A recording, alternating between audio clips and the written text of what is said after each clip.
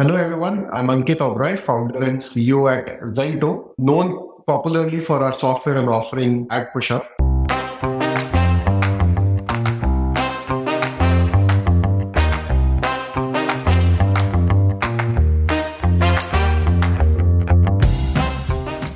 Sometimes we at the podium just manage to get the perfect timing. As we were working to release this amazing conversation between your host Akshay Dutt and Ankit Oberoi, the founder of AdPushup, we heard the news that AdPushup has been acquired for $70 million in an all-cash deal by a SoftBank Group company. This is a phenomenal ending to an amazing story. Ankit went through many years of struggle in the journey of building up AdPushup, pivoting multiple times and not really attracting investor interest for many years. In fact, it had only raised about $2.5 million before the acquisition, making this one of the most profitable acquisitions in the SaaS space in India. In this conversation, Ankit shares the roller coaster ride of building up AdPushup and making it into a global martech SaaS company and the lessons he learned along the way. Stay tuned and subscribe to the Founder Thesis podcast to learn directly from founders building some of India's most successful global product companies.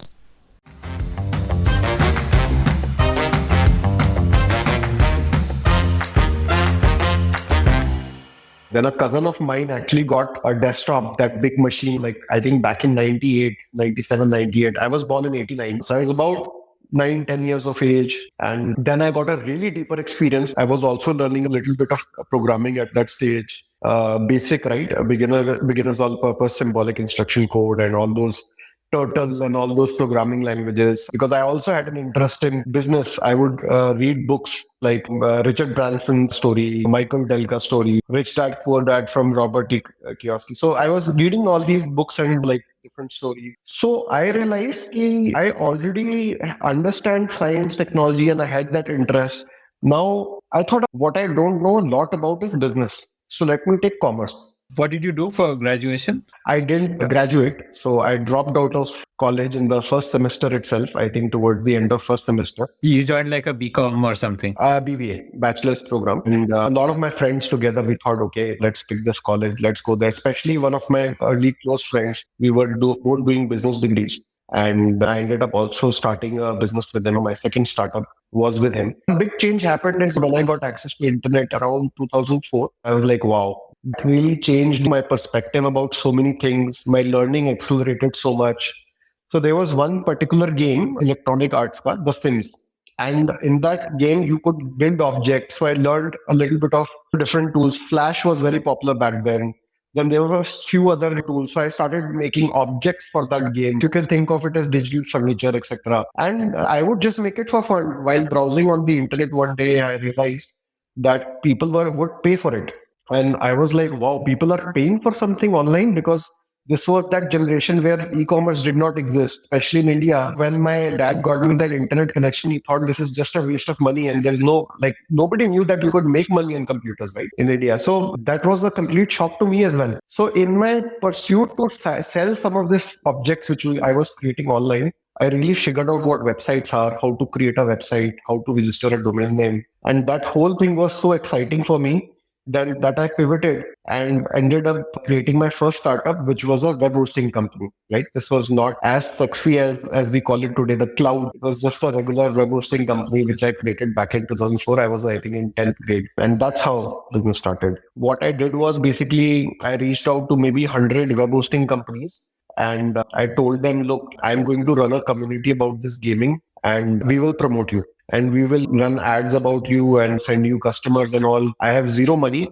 I only have a domain name. So give me free hosting. So one web hosting company ended up agreeing to it. The guy's name was Tim. We went on a MSN call and I explained to him. He basically saw like I'm a kid, right? So he was like, okay, I'll give you for 3 months. If you send me any customer, great. Otherwise, we'll have to shut it off. But in that forum, so basically that community used to operate on a forum. Forums were very popular back in the day, right? That's when I realized there was so much interest. People also wanted to open their websites. That whole community angle was like so interesting. I was spending so much time on the forum that I realized, okay, there could be a business here.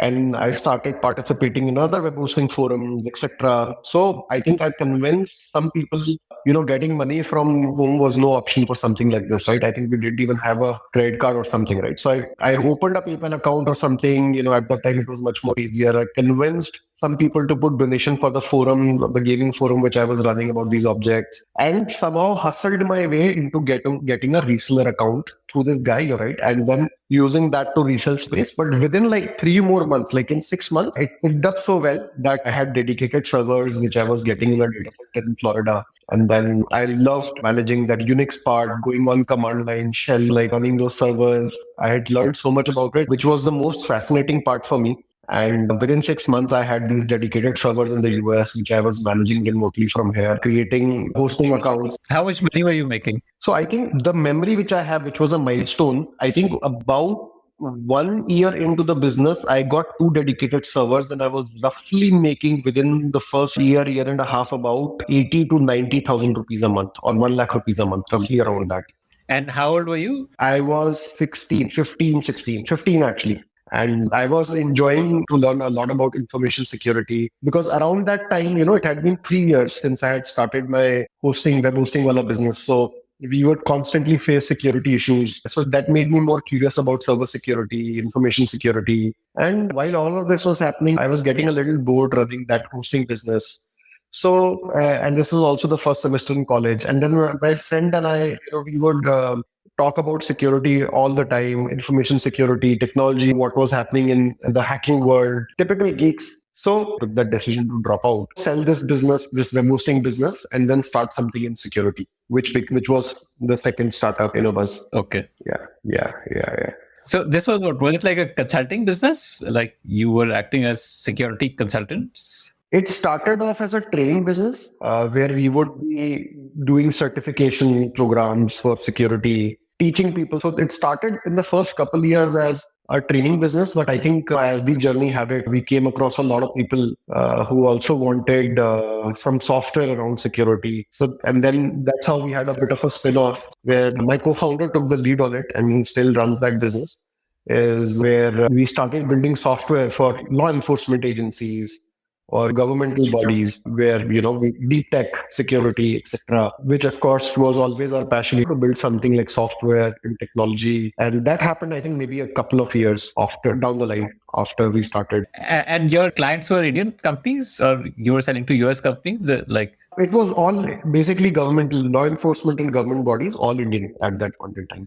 Like government sales is not easy to do, right? Like how did you manage that? No, absolutely. And that was one of the reasons that in 2014, I stepped out, and my co-founder for some time also stepped out of that business. We put it on the back burner. It was bootstrap business. So there was, it was completely owned by us, completely bootstrap, cash flow positive, grew really well, but, hit a ceiling because of that same reason as you mentioned. But luckily for us, that market was so small that a customer discovered us and basically told us this is what we want. So it was like co-creation, where we ended up building the first version of the software based on the needs of a customer. And as I said, the market. What was the software? Like, help me understand that. So think of it as like Palantir, just like how there is Palantir in the US market. We were doing something of that, as well as helping law enforcement agencies run offensive security tools. So that plus maybe the Palantir data part. So they would use this for whatever they had in terms of campaigning or, like monitoring their adversaries. So very high-tech stuff, very security-heavy hacker stuff, things like that. Okay. I don't exactly know what Palantir does in the US. So Palantir is Peter Thiel's, startup there. And this is basically a go-to tool where a lot of law enforcement agencies, central intelligence agencies will be able to, let's say, keep a track of a lot of big data coming in, understand, like, for example, if they have certain targets or adversaries they're going after, what their profiles are, collect a lot of information about, for example, terrorists, collect a lot of information about criminals, etc., keep a track on that. And just with data, be able to figure out, for example, how they can advise their teams on ground on what to do. So like a surveillance tool, like say it would be scanning social media posts to identify if there are known threat actors, and if there's any post or there's an image of that known threat actor somewhere, that would get flagged for an analyst to investigate further and stuff like that. That would be one part of it, although there's more specialized tool. This is also a very, developed space. So I think taking care of the initial level input, screening that, there's specialized softwares for that. But I think it would be used a lot more in terms of, like, for example, hacking into some of these targets, right? Like using offensive tools to manage access, to extract more data where they are legally permitted to, as well as where they have probable cause to be able to attack some of these adversaries and gain confidential access to some of their information resources. Yeah, I thought this was like largely what Pegasus offers, right, to governments. In a way, you're right. I think Pegasus will be perhaps closer. So because there's also a strong data element to it. So we closer relate a lot more to Palantir, but a combination. Well, उस business में भी legs थे. You could have done what NSO did with Pegasus. Like NSO initially was doing for Israel, and then they started selling it to governments across the world. Yeah, you're absolutely right. I think one thing we realized very quickly is we are tech people. And I think we had solved this for a few people here. The moment you go to an international arena, right, things were different. Back in India, we tried raising funds so I think the laws about export of software at that point in time was so rigid and complex that the kind of software we were building, they were not. And of course, in NATO countries, there were so many other requirements. I think the kind of profile, the kind of customers we needed. So we were selling it as like a small shop for specific agencies with relationships, and all our customers were through referrals and all that, right? But to run it at a global scale internationally, we needed a more corporate foundation. So we tried raising funds a couple of times. VCs back in India did not understand, deep tech itself back in 2010, 2011, so information security. And then they would hear about all of this, ki acha security hai kuch. I mean, they sometimes they would get scared, right? I still remember we had like Indian Angel Network used to be big, right? So we would go to IN meetups and all and interact. And, a lot of people would ask us questions which probably made us realize that they don't understand the space at all, right? And deep tech was not their thing. Actually, the only thing which now in hindsight I can think is would have made sense is basically move the company to US and start selling to the NATO countries and things like that. Perhaps would have been a much better option. Market would have expanded. But that would have needed capital first, no? Like setting up operations in US is not cheap. You would have needed to hire a team there, incorporate there and all that. Yes, or maybe, noodle budget sort of, hustle your way up, something like that. Maybe of that sort, but we didn't really have any exposure outside the US at that point in time, right? So I think that was probably a mistake, but also because I think there was some monotony coming in. By 2013, 14, it had been 6-7 years since we were running the business. And then on top of that, we realized this is more like a B2G. As you said, the government fails. Even if it would have gone to the US, one thing which are government bodies, how they operate does not change a lot, right? So even outside India, that slow sales process, having a very bureaucratic sales system, that's not something which we would enjoy. And at that point in time, a very close friend of ours was doing B2B SaaS. We all used to live in this area in Delhi called Rohini. And this friend of ours had just started, this startup had taken off, B2B SaaS, SMB. So Paras and Sparsh basically back then were doing really well. And we realized we always enjoyed making software, also do a little bit of marketing, and then not be involved too much into the sales process, right? And that was perfect. That is what we were seeing basically, which was working for them. So we spoke at length with Paras and Sparsh, me and my co-founder, Atul. And what we realized is they had built a great A/B testing tool, but it was for marketeers. Now, because of my experience, I told you as a publisher back in 2004-05, when you pay me those dollar checks, I realized that their A/B testing tool was not covering one need or use case, which is for publishers. Like how do banner blindness as a phenomena was growing a lot. पहले CTR ad clicks से बहुत होते थे, धीरे decline होते गए, right? People were becoming more immune to banner ads, and that has an impact on content creation. So content creators could not monetize their website so well. So which is basically the fundamental and essence of how all the internet content that we find. If I'm a content creator, can I move my ads around? They said no, this is not a market. But I realized that this is a big $20-30 billion market, and there is no tool for it which does A/B testing. So it was kind of a category creation. In hindsight, of course, category creation is so tough and so difficult. But as a young entrepreneur, when you lack all that wisdom, you realized, okay, nobody is doing that. Let me jump into this. This must be a $1 billion idea, right? As I said, too foolish sometimes, right? So I think things took a great turn when we started a blog first approach. So even before building the first version of a script or any form of product, we basically started blogging about the problem. And we suddenly realized there were so many people, which is why I think my personality has changed from a developer to a marketer now at core around that point, where we started with this blog first approach and we started seeing a lot of people would come and discuss that, yeah, this is a problem, this is a challenge. We would love to do that. We've never done it. So we hacked together some code on another weekend and we basically put our product on beta list where it didn't exist, basically talking about the value that we would provide. And we suddenly saw 30, 40 people came up. We interviewed some of them, and out of that, 3 or 4 people said, you know what? Yeah, we would love to A/B test where to put my ads. Right now, let's say if I have my ad on the right side of the page, let's try left side or bottom of the article. We've never A/B tested things like this. So we said, sure, great. And I think we ended up spending 2 or 3 months in no product, just basic JavaScript, which we used to like rotate their ads, move it. And within that 2-3 month period, some of these publishers or these website owners almost doubled their revenue, their advertising revenue. So what did you create as a product? Just help me understand that also. Like, did you write the code for those multiple versions, or was it happening in an automated way? Like, if there's a particular layout for a website where the ad is on top and that's it, and then you want to experiment it, let's put an ad on the side and ad on the bottom. So how did this multiple versions get created? We were doing it manually at that point in time. The first 3 months, it was all manual. No product, no automation, no data collection, etc. So basically that one JavaScript will randomly decide which version to play. And based on that, there will be some marker in the document object, where it will insert the ad or inject the ad for that variation. The thing with which we realized what was not so complicated for us was super complicated for an average publisher because they did not understand technology, right? I think that's where we realized the beauty of the business was the companies that we were working with or those publishers we were working with, their whole business trajectory changed. Imagine if you're doubling your income, whatever your top line is, we are able to improve that by 70-80% or double it within a month or 2 months. The way you look at your business changes completely, right? They were hiring more people, creating more content.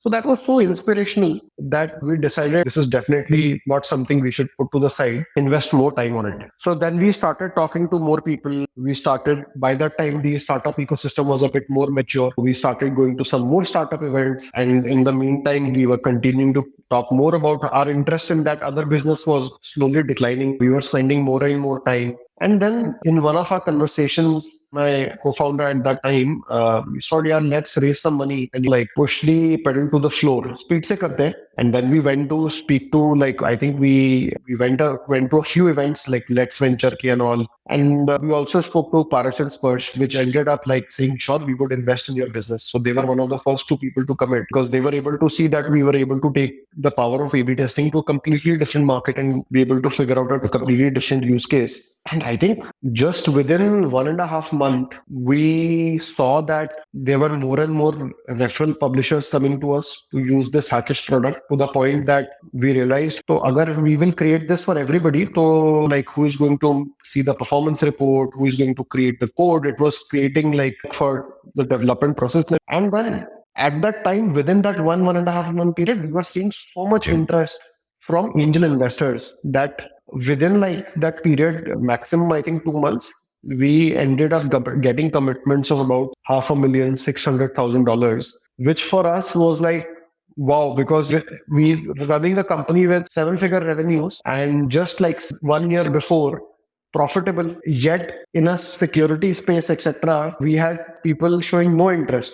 Whereas suddenly we're doing something else and different market, software positioning, and suddenly we have so much investors. Actually, we had planned to raise $500,000. We received commitments of $1 million. And then, of course, we did pro rata and all to avoid dilution, did a few things, ended up randomly closing at 632,000. We actually wrote a blog post about it also, that how we raised this money within that 2-month period, and which also went viral in 2014. And we had gathered, I think, investments from technology entrepreneurs, funds from all over the world. As I said, in India, this included people like Amit Ranjan from SlideShare, Jonathan from SlideShare, Kima Ventures, the French fund, Purvi Capital, and generations of entrepreneurs, right? Tejas Goenka from the Tally family, different, but most of them, all technology or software entrepreneurs.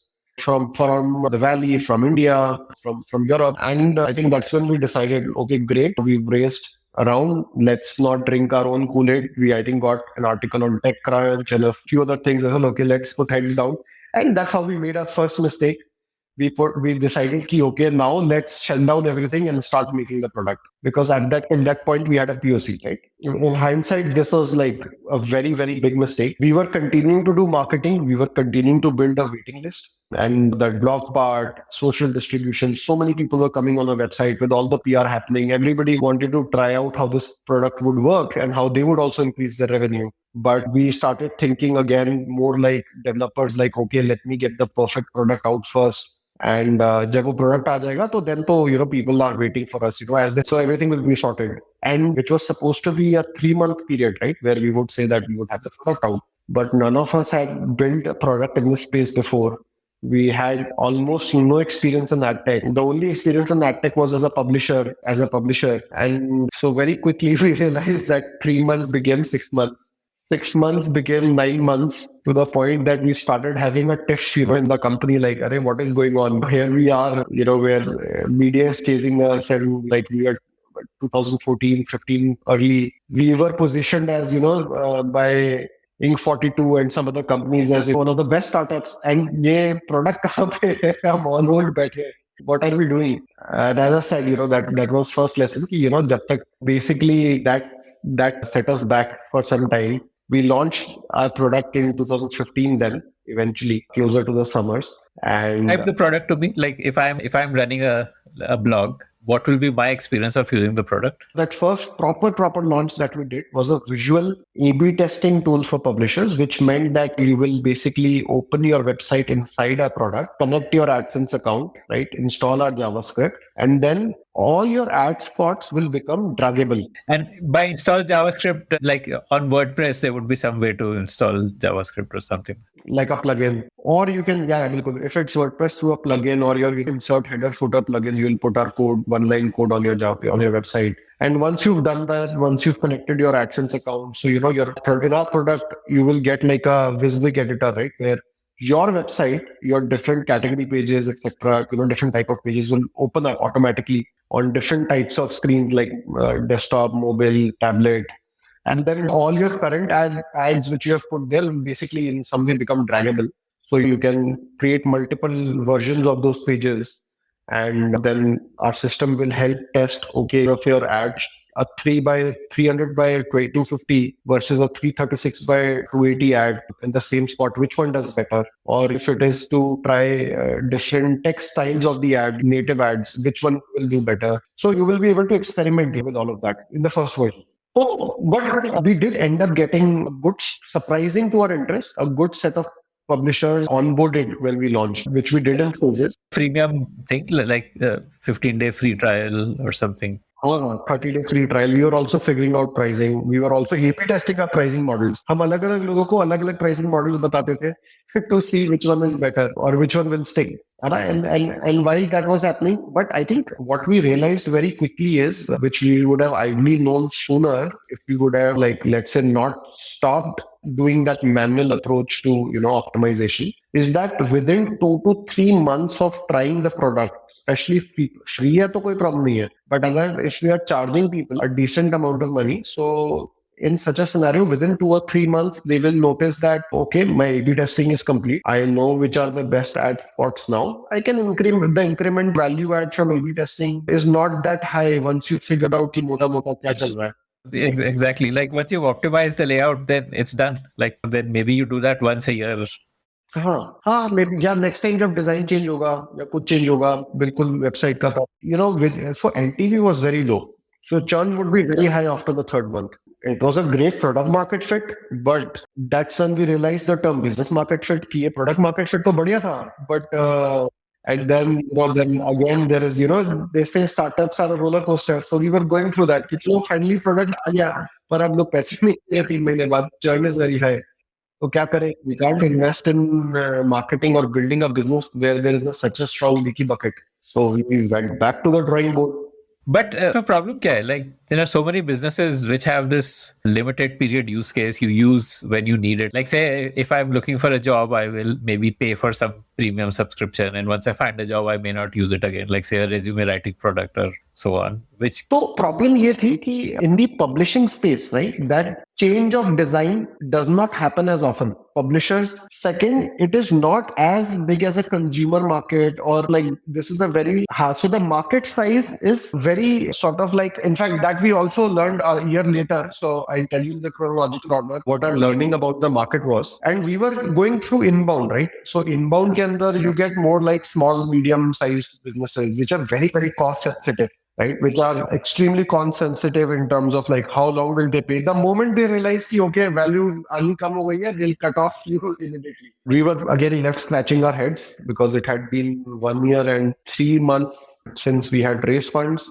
Revenue start ho gaya tha. I think the first month, if my memory serves me well, about $26,000 in revenue. Right. So हम लोग I think around 2016 के आसपास we were close to maybe I think 300k or something, sort of 200-300k sort of revenue आ गया था हमारा. And was that enough to like manage your costs, or were you like losing money? Like we were losing money, and that's where the second important lesson from AdPushup came, which was around understanding your market landscape. Buyer persona तो हमें clear था, but understanding the landscape of marketing, that breakup, how important that is, it became very clear because we had built everything around SMB. We had built everything, and of course, based on the market, the channels that you pick, right? So what we realized is that after a lot of research, and by that time we had started doing a partnership with Google. We became partners with Google in India thanks to introduction from one of our angel investors. They had a program where we could sign up, and basically it was like a win-win partnership where Google will help us get customers, and since we will improve the revenue of publishers, it's also great for a company like Google, because when a publisher's revenue goes up, Google's revenue also goes up. And while that was happening, we were sort of like abhi bhi A/B testing hi chal raha tha. We were trying to figure out the market, and one key insight, thanks to this partnership and all the doors that opened for us and the market research which sort of came with it, etc., is that Pareto rule of 80-20 applies very strongly in this market, where 80% of the business is with 20% of the publishers, which are enterprise, mid-market or enterprise, right? And at the same time, हम ये problem भी solve कर रहे थे कि A/B testing से तो फिर भी बात नहीं चलेगी. तीन महीने 4 महीने बेच के फायदा नहीं है. The kind of time that we will invest in, or time of sales, or the money that will be needed, the sales process, instruments for getting these channels which provide access to such large customers. So getting to the core, we realized how complex the whole AdTech ecosystem was. Nobody had any idea what was happening under the hood, let's say in a system like Google. And the market is clearly dominated by Google, right? For the publishing space, display, the display ecosystem. Google is which controls this market to a large extent, or did at that time. Now it is comparatively less. But at that time, it was a clear monopoly, right? So, but nobody had any idea what was happening under the hood. Once they would put Google Ad Exchange or Google DFP back then, Ad Manager now, or Google AdSense, people thought, okay, everything is sorted. And even at Google, it's a legacy product, like the Ad Manager, Ad Server product, which came from DoubleClick. These were all like 10, 15-year-old products, right? So when we started looking deeper and deeper, we realized how inefficient the whole monetization system was. Eventually, in bits and pieces, we said कि अच्छा ये भी problem है, इसको भी fix कर देते हैं.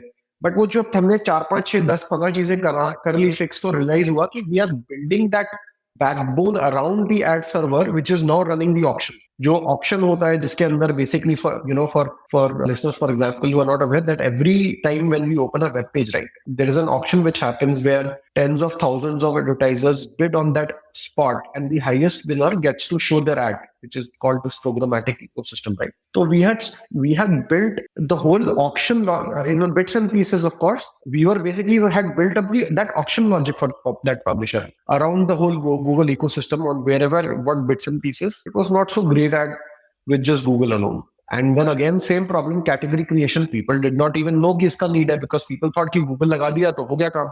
Whether that is an ad manager product or an ad exchange product. But one critical thing that it was able to solve is the moment you remove this piece of technology, then your revenue goes back down to where it was, because auction logic जो है, that is not like just A/B testing. So we realized that what we needed or what we are doing is not A/B testing. We're optimizing the revenue. So ad revenue optimization, right? So that is the category that we were creating, ad revenue optimization, not A/B testing for publishers. And I think that was a big change.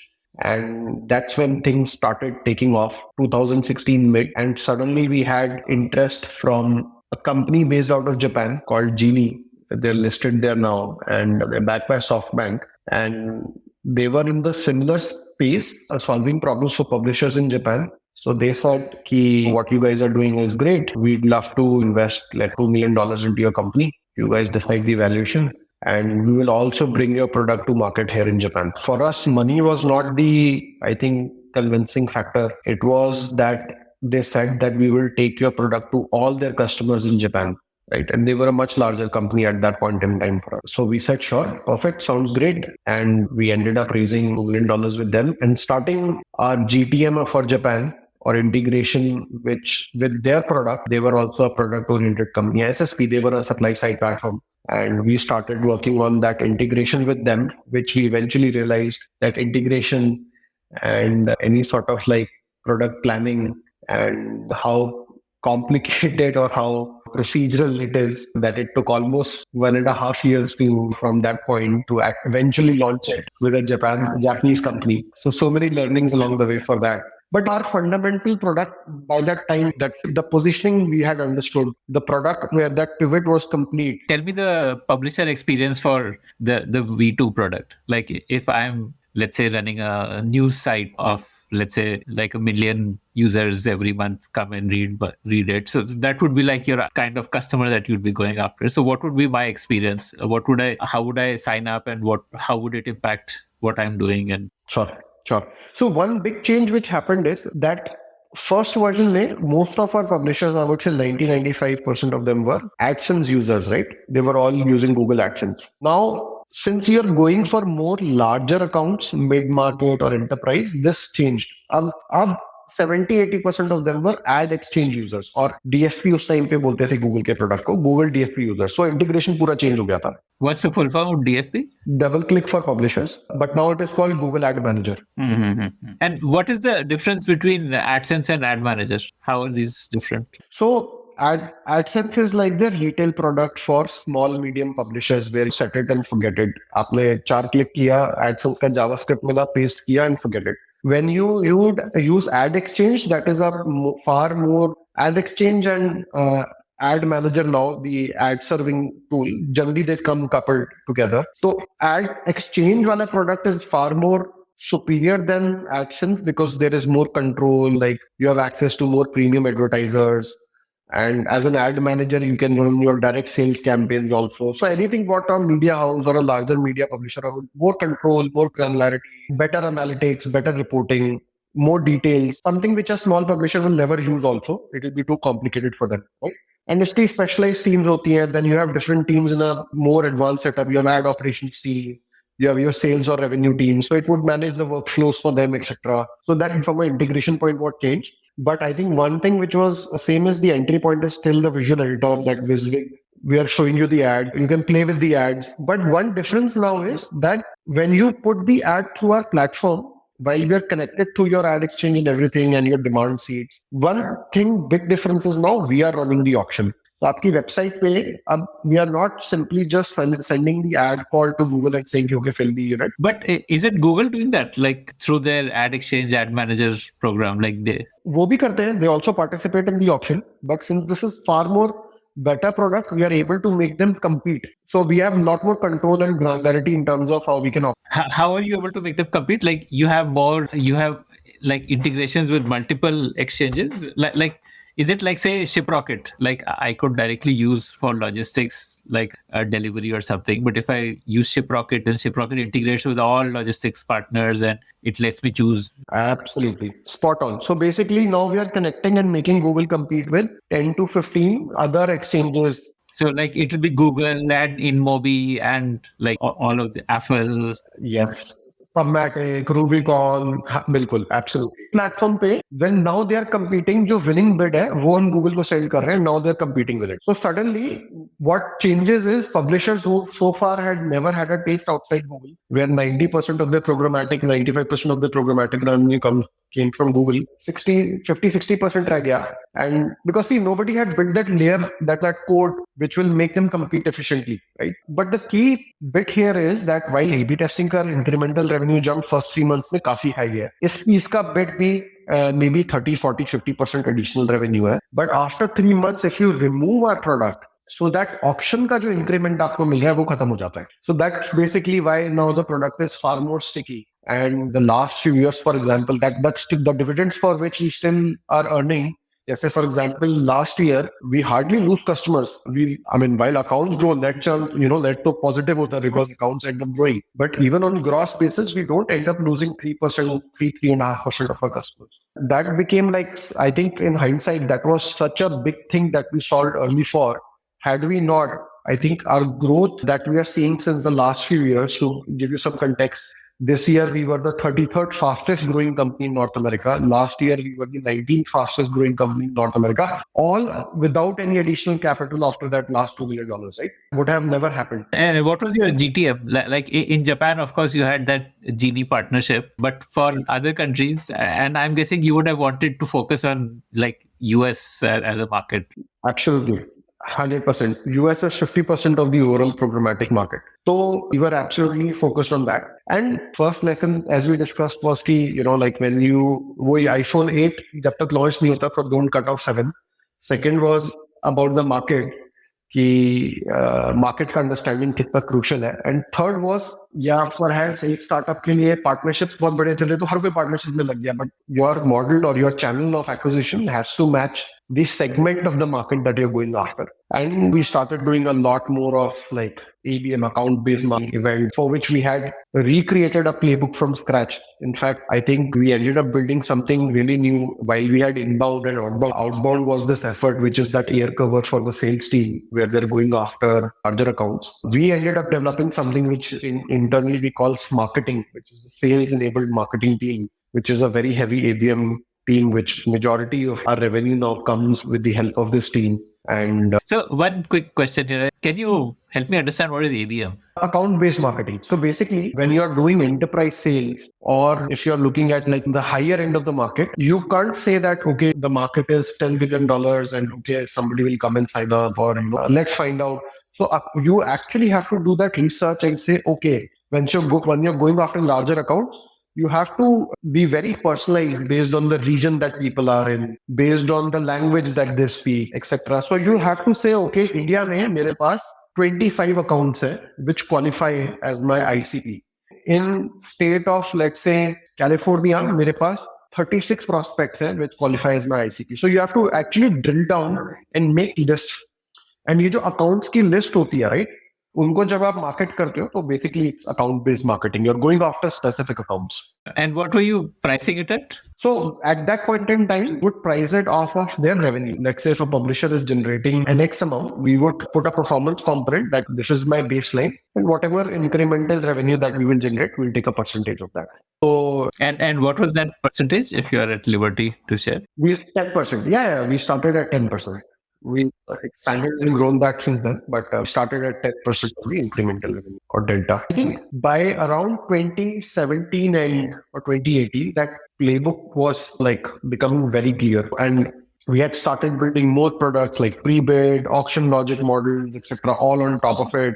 And I think the team had slowly again started growing, which had shrunk from 25 to maybe 10, 12 people at one point in time when we had no clarity of what to do. It had started growing again. So they were all healthy signs. One thing which happened during that, my co-founder left, right, and went back to the security business with 2 early years during that time, which was perhaps one of the hardest thing, when things weren't working out. This was all before we had figured out that new product and how that new ad revenue optimization positioning works. Fast forward to today, luckily in India, we cover like most of the big media houses from Z to Network 18. We have had a lot. NDTV, for example, has been our customer for almost 3 years. So, and not just in the north and south, right? From Inadu. So a lot of regional publishers, we just onboarded Amar Ujala as well. And a lot of these regional publishers, etc. Like for example, NDTV's all display ads on NDTV website are being run through AdPushup. Like at the back end, AdPushup is deciding which. We're running the auction. Correct. We're running part. And now we have a lot of offerings, right? Like back then, I think it was that just option logic. But today, for example, we would be helping them also monetize their offerings. Now we also have video player. So today we would also be helping them monetize the ad blocked impressions. Somewhere around 2010 to 2015, ad blocker extensions grew really quickly on the web, right?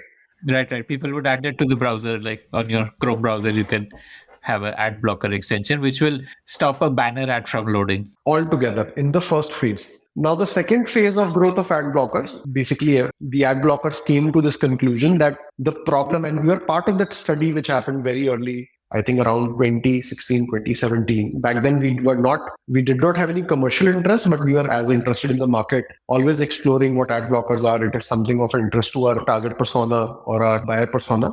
So we are doing all this research when we realized that you'd be surprised that 70-80% of users who were installing ad blockers, they were installing it because of those YouTube unskippable ads. So back then, that was the number one reason why somebody would install the ad blocker. Does it work? Like, does it help you get rid of that ad on YouTube? Yeah, it does.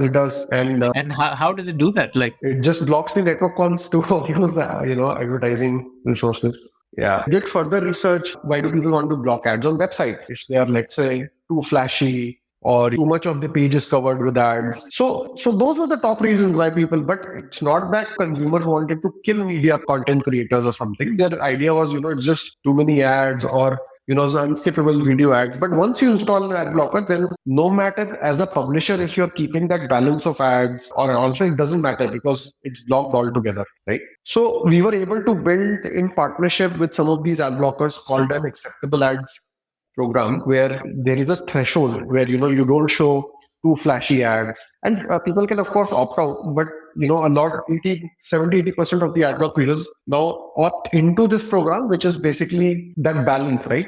You don't cover more than 15-20% of the screen space, no flashy animated ads. You can blocklist websites selectively so that because of your one single installation of ad blocker, not every publisher suffers. So that whole management of that user experience or how ads are to be personalized and shown to the ad block users, personalized not in terms of the ad layout, because our product is ad layout. For us, it's automatically built and built into it. So it was very complementary. So that became an offering and it was very natural to us. India is not a very big desktop market in the first place.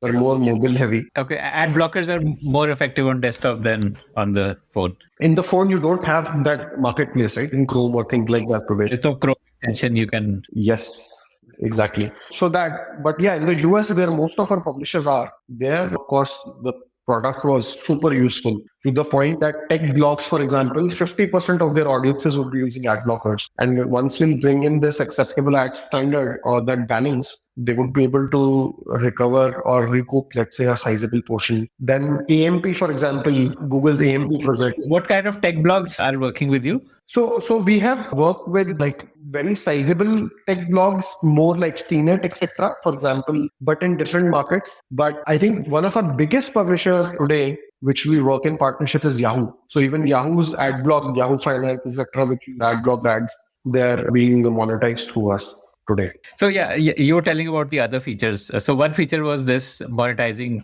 Yes. Ad blocker audience. Yeah, correct. So I see the key is when we realized the job is to optimize the revenue, all of this started becoming part of the product, right? Components of the product. Yeah. And your incentives are so beautifully aligned because correct. You will only earn if the publisher earns. If they get more revenue, then you get more revenue. So your incentives are. Absolutely. Which also means that we can charge them a bit more, right? When it is performance, when there is higher risk for us, the reward is also higher for us, right? So we realized, they were really trying to make sure that position accelerated mobile pages, right? The Google AMP project so that pages load faster. But then again, because it being a project where you can't run any script or something, there were limitations which publishers had. So we got part of the project in this open source project, which Google had initially, of course, started, but now run very independently. We got our modules published, solved for that, and brought a lot of advertising technology and optimization systems so that publishers should also improve their revenues on their AMP pages. And this AMP, what is this AMP? Just explain that also. Accelerated mobile pages. So basically, a few years ago, what problem which a lot of biggest internet companies, including Google and Facebook, realized is that the reach of the internet is basically the only thing stopping it today is, especially in developing countries, is slower internet, right? So in countries where there is slower internet, especially mobile users, it is still extremely difficult. Think of all those dial-up days, right? For a lot of let's say, think about pre-Geo days, or even in tier 2, tier 3. 2G, 3G, yeah. Yeah, it was. Even today, you will find that in a lot of places, mobile internet connectivity is not that strong. And that was because how HTML and web was it was just so complicated. It was not the early HTML days anymore. JavaScript, CSS and all could become so heavy now. So they came with something called instant articles. And Google started something to avoid a conflict of interest, helped actually start something which now is completely open source and independently managed, an AMP project called Accelerated Mobile Pages. So once you put your website on the AMP format, it becomes a lot more lighter and faster. How do you get that format onto your website? Like do you put in some code on your website, or what is it like? Or is it a set of standards and you have to follow those standards? Correct. It's basically that conversion process. Especially if you're a WordPress publisher, it can happen through a plugin, a very simple plugin. But there is a conversion process where a lot of your HTML content will basically get converted into predefined tags. It will not have a support for everything, so you won't be able to put a lot of custom JS and things like that. So, but it does end up becoming a lot more faster. So you build your website in an AMP compatible manner, and there is some AMP specific code which the browser is able to understand and render that page with less bandwidth being consumed. Correct. When it's a mobile device with whatever characteristics. Correct. So that, and of course, content creators. And in an AMP page, you can't really have banner ads and all because it would defeat the purpose. You do have ads, but those are also lighter ads. And then the ad component is severely restricted, right? So with those, while keeping those restrictions and whatever sort of limitations of the platform, we were able to, for example, push in terms of tech what we could do, right? The hard being again technology or developers or coders, while restrictions of the platform existed, we were again bring in that efficiency, optimization, etc. So that became an offering.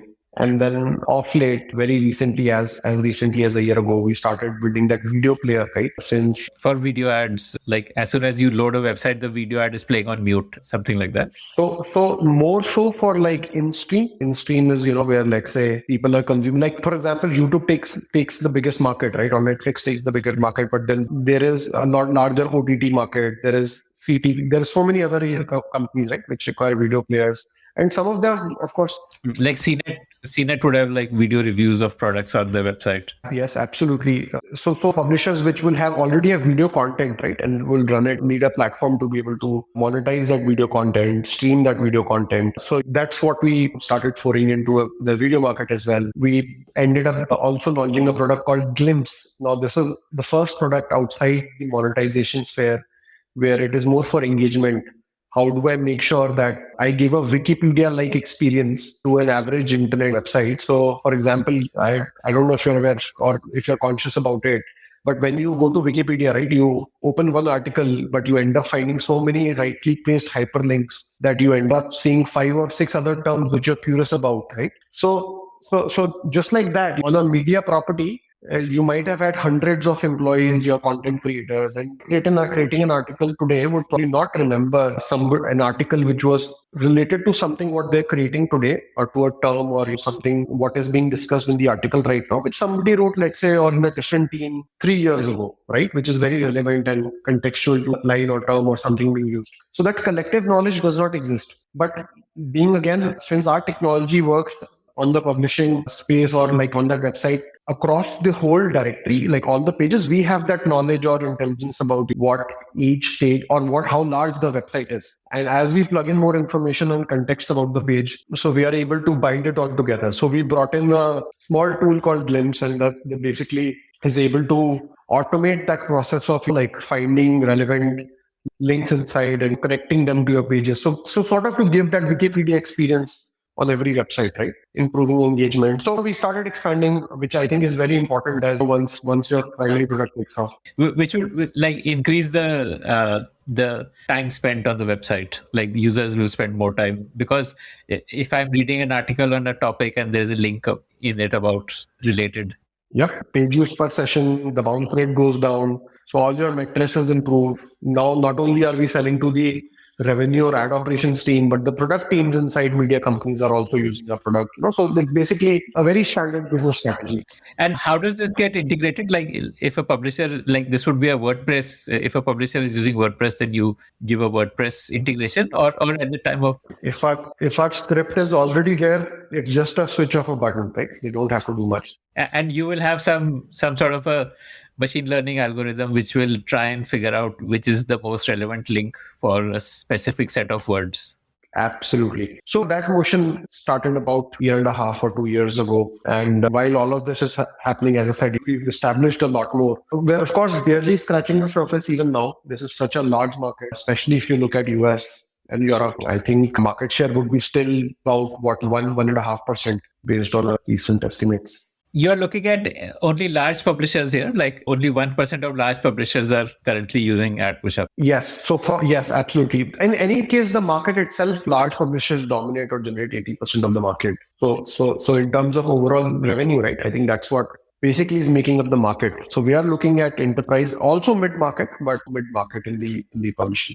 So publishers that don't use AdPushup, what do they use? Their alternatives? Now we do, yes. We have a competition from 2 or 3 competitors. The market has evolved a lot compared to when it started last 8 years ago. Who are those competitors? So there are companies like Freestar, there's companies like Monetize More, etc. Nothing Indian, which we compete in that international landscape. Of course, we also end up competing indirectly with, let's say, small consultants or no product setups, which we end up basically displacing in most cases. Like there would be an agency who would be managing the monetization. Correct. So you would displace that agency. Absolutely. So that, and then AdSense replacement, that's a different market. There are some companies which do what we do, that A/B testing, but they operate in a different market for that long tail, right? So we wouldn't consider them as competitors anymore. But predominantly, if you'll see in this market, even if you look at the charted accounts, the marked accounts that we have today, which we have identified that we're going after, at least $1 billion, $2 billion worth of revenue through those accounts, which we aim to go after, right? The market sizing that we have mapped in our CRM. What's your current ARR? So our revenue is, because as we said, portion part, we take that of the higher revenue. So our gross and nets are different from a typical SaaS business. But what I can tell you is that last year we ended up hitting our goal, which was about $60 million in run rate on a gross revenue basis. No, I'm not clear what is the difference here between gross and net. Like you're saying gross is the total revenue that your client generates, that is gross. Not what the client generates, that would be higher. But so when we do this auction, for example, right, for our publisher, I told you this extra delta, right? And when we create this most efficient auction for our publisher, in some cases, we also would bring in additional demand. For example, let's say the publisher has only Google and PubMatic and InMobi or a few other partners. In the last 3-4 years, what we've also built is 50 to 60 such relationships of our own. For example, maybe 2% of your traffic could be coming from South America, right? But you don't have any demand partner which is South America specific. Whereas we would know that. So what we do is, while a publisher would be generating, let's say, $100 in, and we created a delta of, let's say, $60 or $70. So out of that $70 additional dollars that I'm bringing you, technically I should be charging 10% and making $7, which should be my fee, right? My net revenue. But what ends up happening is, while we take your revenue from $100 to $170, we're also bringing maybe some of these very, very niche demand partners, which you don't have access to or you haven't partnered with yet so far. which we are okay. Let's say if in the future, with for complete transparency, you would start working with them directly also or something. But for at least some time, what ends up happening is out of that $170, while I'm supposed to charge seven, but I may also be responsible for bringing some additional demand to you. So out of that 170, it is possible that maybe $30 is actually being generated through my platform, which I am paying the publisher also. Correct. So this 60 million run rate is basically that revenue, including what our fee is, plus on top of that, some revenue which we're generating for the publisher, which we pay out to them. How long is your sales cycle? Like, tell me how you onboard a publisher. Like, so today, depending upon, I think the region that we are in, it changes a lot. In a true enterprise setup, it can easily take like a year, right?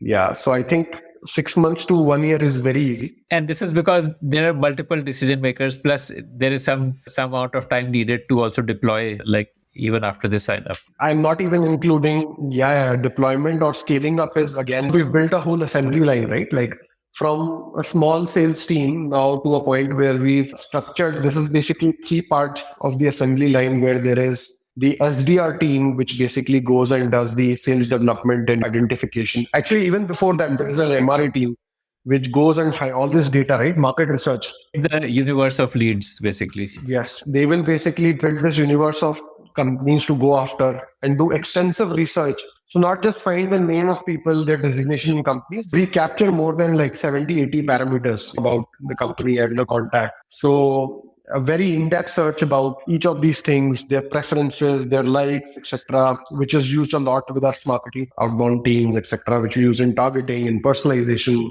etc. But from there is the SDR team, which tries to develop or identify the need, right? Basically, before somebody goes to the actual sales team, or as we call it, the account executives, there is something which we call as BANT.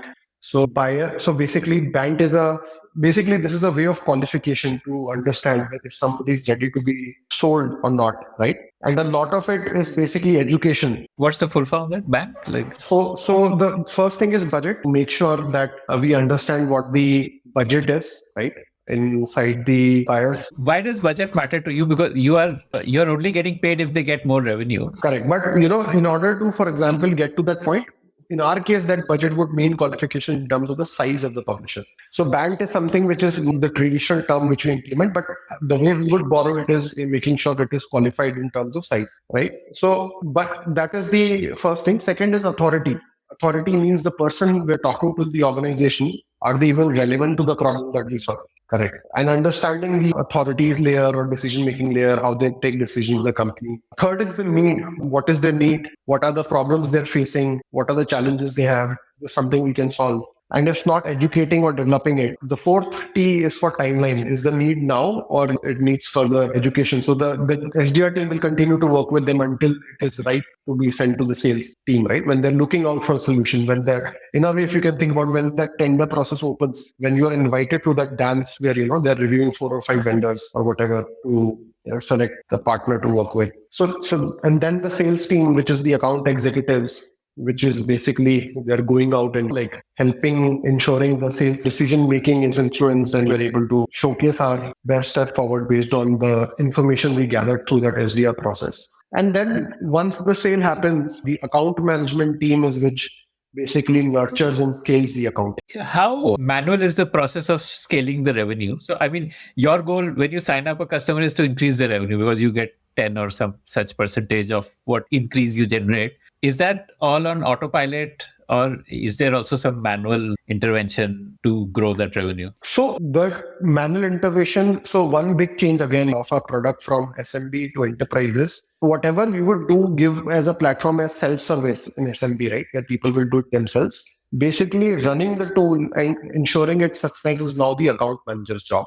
So basically, whatever manual work we have to do is basically triggering and running the tool. Okay. And running the tool, you mean like deciding the optimal layout for the ads? Because the auction would anyway be automated, right? There would be no... So there are so many things in the auction logic as well, which are personalized, which you want to disallow, for example. Things like that. So there are so many components which for an enterprise setup, which are configurable. I think configuring that in the tool is what becomes. And I think once in a while, of course, one in maybe 20 cases, there might be some. See, if you're selling to enterprise, you can't be scared of customization. It's actually a feature. Like you generally build a peripheral team around your engineering team because your core engineers, you should let them focus on the product. And as Girish from Freshworks calls it, it's called the SaaS knife, which your sales team brings to your product or engineering saying, okay, if you don't give me this, we churn or lose this account or whatever. So basically, those personalization and little bit of customization are something which are inevitable. They have to go as part of the offering. But I think 1 in 20 cases. In majority of the cases, the tool current, it's more around making sure that the customer is using the product correctly. And we are able to really educate the buyer, the customer in that case.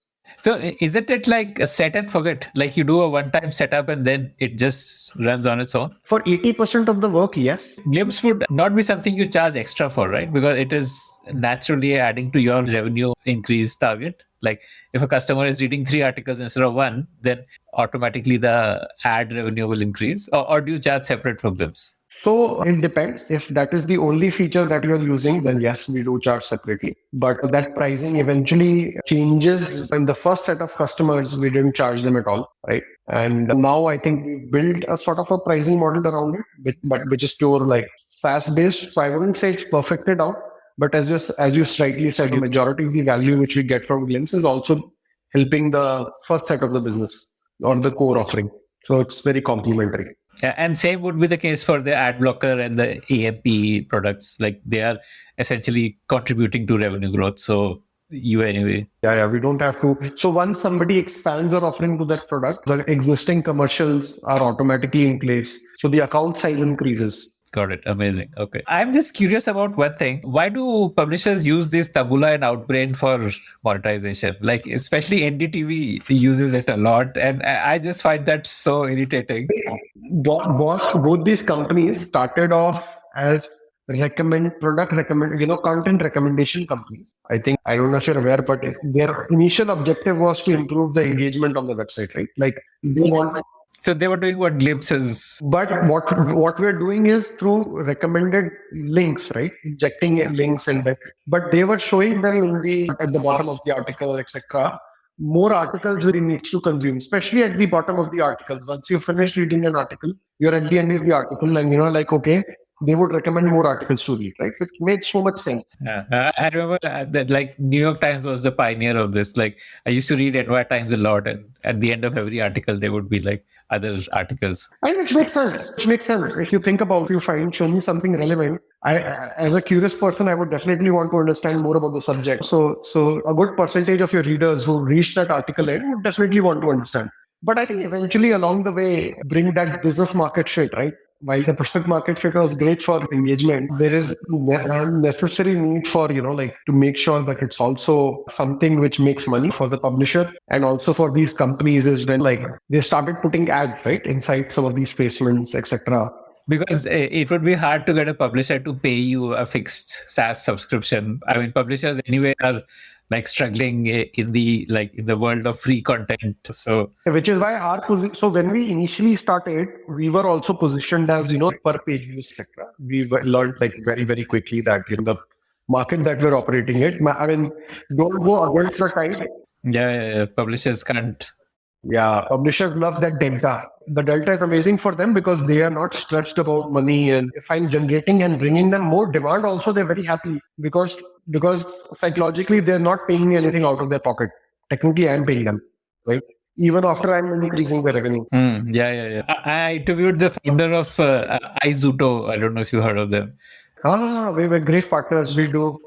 So they also have the same model, no? Like they will. Yep, 100%. Give publishers that notification technology and they will monetize by including few ads. Yep, one of the events that we did in Dubai this year was actually in partnership. I mean, I've known Vivek since a very long time, Vivek and Neil. So they're also from Noida. So based here. So what are you thinking of doing in terms of like the roadmap on how you can improve monetization further for publishers? Like, how can you help them earn more? Because that's the bottom line for you also, right? Like, if you can help them to earn more. So what are some of those ideas you have? Absolutely. So I think, as I told you, in terms of the market penetration, we're barely scratching the surface. As far as the product is concerned, the way we look at it now is one is our core monetization auction logic product, right? Which is ad revenue optimization. And then we have all these peripheral products, which is Glimpse, AMP, video player, ad blocker.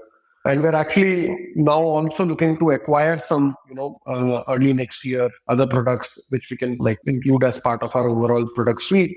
Like the notification product of iZoot or something like that, or other such, like publisher focused products which help them monetize. Publisher focus, yes, not necessarily any specific category, but yes, publisher focused products, absolutely, or which can help other people with the same persona. Very recently, we worked on a model through which it's a bit technical, but how we do bid caching. Like, let's say if you had an advertiser which participated on a specific ad and they didn't win, but can I cache that bid and then use it for the next auction, wherein maybe that bid might be higher than the other auction bids that we got for the same user. So I'm not sure if I was able to explain it, but in very simple terms, if I can just not finish and remove my auctions which were unused and bring them over to the subsequent auctions, highly technical, but we keep these all 1 or 2% optimizations compound together beautifully.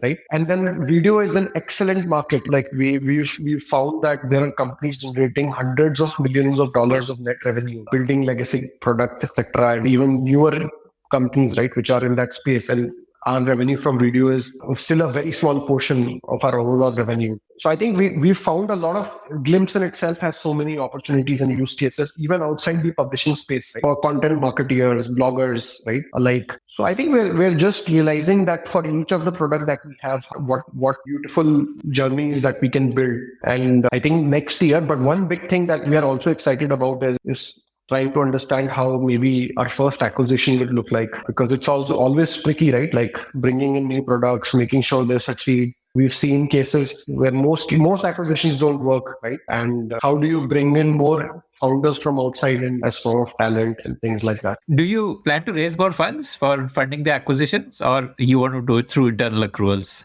We have actually been massively cash flow positive, very, very profitable. I think we have enough cash, although we've gotten just in the last 12 months 2 acquisition offers, maybe 5 or 6 term sheets for investment, etc. Yeah, but we might consider debt, to be honest, if required, like long-term debt. But the idea is to first maybe just fuel it using the cash flow that we've accumulated. Yeah, what do you think will be your gross revenue this year, end of 2022-23? So far, what we're projecting it, because since we're almost losing the year in Q4 for us is very, very significant.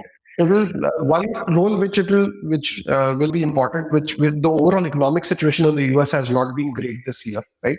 So that's still the unfold case on how much that impacts revenues for ad tech in general. But I think from our estimates today, we'll end up closing this year about 40 to 50% higher than last year. So this is more for the financial revenue from the last year. So when we say we did similar in terms of run rate, that is the revenue we would reach by the end of the year, right? In November or December. But our actual booked revenue, for example, last year was more closer to, let's say, $36-37 million. So your run rate by in a couple of months would be hitting 100 million. So in this case, the number I gave you is more around regional booked revenue. So this year, for example, we'll end up closing our revenue around $45 million on our booked revenue. Our run rate this year is something which we're not projecting yet. We're not sure of yet this time, because I think it will depend a lot more on the economic situation. But of course, the objective is to be, again, 30-40% higher than $60 million which we did last year. Yeah. And like you must have a pretty lean team, right? In terms of, I mean, it's not like a very ops heavy business. You need like these high quality sales resources and tech resources, but you don't need a lot of them. So yeah, from our overall team size of 150 people, the operations teams per se that we would have would be maybe about 10, 12 people. And that brings us to the end of this conversation. I want to ask you for a favor now. Did you like listening to this show? I'd love to hear your feedback about it. Do you have your own startup ideas? I'd love to hear them. Do you have questions for any of the guests that you heard about in this show? I'd love to get your questions and pass them on to the guests. Write to me at ad@thepodium.in. That's ad@thepodium.in.